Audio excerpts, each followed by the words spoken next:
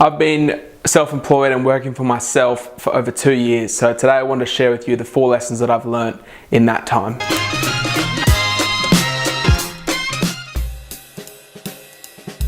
So the first thing I've learned from running my own business is that as a business owner, as a self-employed person, that you are responsible for everything. So you're the employer, you're the employee, you're everything in between. So when things go really well, it's because of your hard work. When something goes wrong, it's because of a mistake that you've made or something that you've done wrong yourself.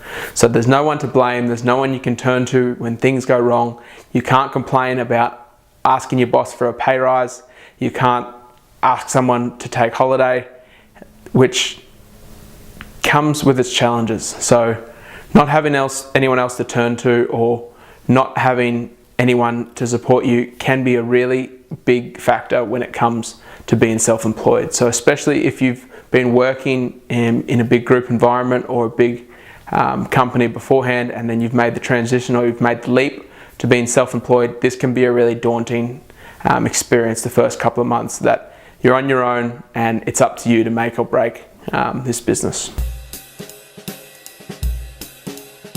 My second lesson that I've learned from being self-employed and running my own business is that you need to know your numbers. So when I first started, when I was at university, people always told me that running your own business or being self-employed or being successful in business is all about cash flow. And I just thought at the time that it was something that people said, and it was one of those kind of business terms that people just throw around that didn't really mean a hell of a lot. But after 2 years, I can't stress enough how important it is that you know your business's numbers. So this comes down to how much money you've got sitting in your bank account, how many invoices are coming in next month, what bills are due next month, are these fixed bills, are these variable bills, how much money do you need to put away each month for GST, do you need to be registered for GST, how much money do you need to put away for tax. So it's very important that you understand your business's numbers, and this was something that really caught me by surprise, just how important it is to get your head around the numbers side of the business. The third lesson that I've learned from running my own business is that being self-employed and being the business owner, the work never stops. So you're constantly on the go, you're constantly replying to emails and client needs, and things are always going wrong. So you need to be on the go, and if you're not careful with your time and you're not diligent about your time management, it's really easy to get caught up and spend 24/7 on the go working on your business. So when you've got access to your emails on your phone, you can work from home, you can pretty much work from anywhere these days depending on what type of business you have.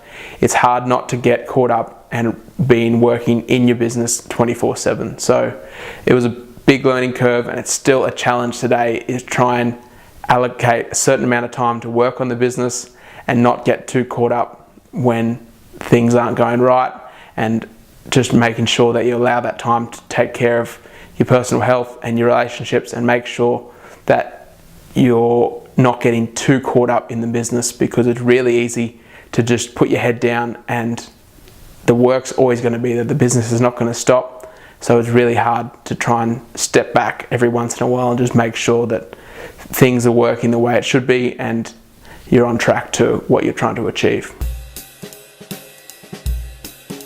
My fourth and final lesson that I've learned, and from a financial planning perspective, this is probably the biggest one, and speaking to a lot of other small business owners, this is something that a lot of people struggle with, and it's probably one of the hardest things when first starting a business, is keeping your business and your personal finances separate. So this can be easier said than done depending on what type of business you have, and if you're a sole trader or you're a new business, this can be especially challenging. But it's very important that you know where your business finances start and where they stop. So when you have invoices and expenses payable each month, it's really hard and can be very challenging to separate what card or what bank account you're going to pay it out of. But if you can start and get in a good habit from the beginning, separate your business finances and your personal finances. If you can treat your business finances or your business bank account like you don't own them and they belong to someone else, that's even better, because as soon as you get in the habit of dipping into the business bank account to pay for personal expenses or vice versa, It's a really dangerous trap and it's hard to get out of. So those are my 4 lessons that I've learned from being self-employed and working for myself. I hope you find them useful, and if you know someone that's thinking about starting their own business or are struggling in their own business, you think about sharing it with them and hopefully they find it useful as well.